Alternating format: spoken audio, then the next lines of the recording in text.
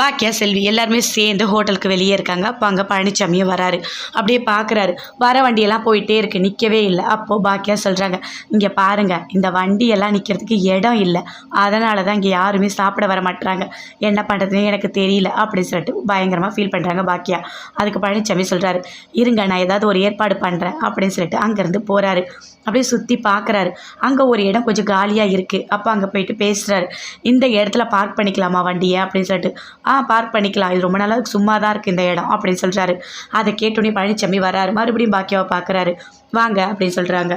இல்லை, அங்கே ஒரு கார்னரில் ஒரு இடம் இருக்குது பாருங்கள் காலியாக, ஆமாம் அந்த இடத்துல நம்ம வண்டி பார்க் பண்ணிக்கலாம், ஆனால் அவங்க பார்க் பண்ண மாட்டாங்க, நாம் தான் அந்த வண்டி எடுத்துமே அங்கே பார்க் பண்ணிவிட்டு எடுத்து விடணும் அப்படின்னு சொல்கிறாரு. ஓ அப்படியா, ஆமாம் அப்படி பண்ணால் மட்டும்தான் ஹோட்டல் நல்லா ரன் ஆகும் அப்படின்னு சொல்கிறாரு பழனிசாமி. சொல்லிவிட்டு அப்படியே உள்ளே போகிறாரு. சரிங்க அப்படின்னு சொல்லிட்டு பாக்கியா சொல்கிறாங்க. அப்போ கரெக்டாக வராரு. வந்தவொடனே எழில்கிட்ட செல்வி பேசுகிறாங்க. பாத்தியா எப்படி பேசுகிறாங்க, பாத்தியா ரெண்டு பேரும் அப்படின்னு சொல்லிட்டு அப்படியே பாக்கியா கிட்ட போய் பேசுகிறாங்க. அக்கா என்னக்கா நல்லா பேசுகிற போல், ஏய் வேலையை பார்த்துட்டு போ அப்படின்னு சொல்லிட்டு பாக்கியா சொல்கிறாங்க. அப்படியே எழில்கிட்ட வந்து சொல்கிறாங்க, பார்த்தீங்களா உங்களுக்கு இவங்க ரெண்டு பேர் பழகத்தை பார்த்தா எப்படி தெரியுது அப்படின்னு சொல்லிட்டு கேட்குறாங்க. அதுவா நல்ல ஒரு ஃப்ரெண்ட்ஸாக தெரியுது அப்படின்னு எழில் சொல்கிறாரு. அப்படியா தெரியுது, எல்லாரும் ரெண்டு பேருக்கும் கல்யாணம் பண்ணி வச்சிடலாம்ல அப்படின்னு சொல்லிட்டு செல்வி சொல்கிறாங்க.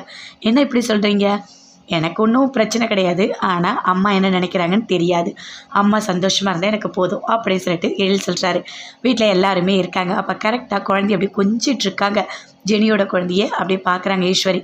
அப்போ கரெக்டாக நிலா பாப்பா வராங்க. பாப்பாவை அப்படி தொட்டுகிட்டே இருக்காங்க. தொடாத நீ போ அப்படின்னு சொல்கிறாங்க. இதை ராதிகா பார்க்குறாங்க. பார்த்துட்டு வாமா நிலா அப்படின்னு சொல்லிட்டு கூட்டிகிட்டு போய் கொஞ்சம் நேரம் வச்சுக்கிறாங்க. அதுக்குள்ளே எழில் வராரு. வா நிலா அப்படின்னு சொல்லிட்டு தூக்குறாரு. ஆயா என்னை திட்டாங்க அப்படின்னு சொல்லிட்டு எழில் சொல்கிறாரு.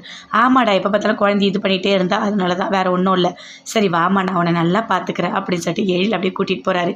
பிஸ்னஸ் நல்லா போகுதுன்னு ராதிகா கோபிக்கிட்ட சொல்கிறாங்க. நான் எதிர்பார்த்ததை விட நல்லா போகுது உங்கள் பிஸ்னஸ் அப்படின்னு சொல்லிட்டு, எல்லாமே நீ இருக்கிறதுனால தான் அப்படின்னு கோபி சொல்லிட்டு இருக்காரு.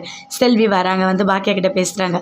என்னக்கா அவர் ஓகேவா அப்படின்னு சொல்லிட்டு, என்ன உங்ககிட்ட என்ன சொன்னேன் அப்படிலாம் பேசக்கூடாது, இனிமேல் நீ இதை பற்றி பேச என்கிட்ட வந்த உன்னை என்ன பண்ணுவேனே எனக்கு தெரியாது, தேவையில்லாதெல்லாம் கற்பனை பண்ணி பேசிகிட்டு இருக்காத, போ செல்வி போ, நிறைய வேலை இருக்குது அதை போய் பாரு போ அப்படின்னு சொல்கிறாங்க பாக்கியா.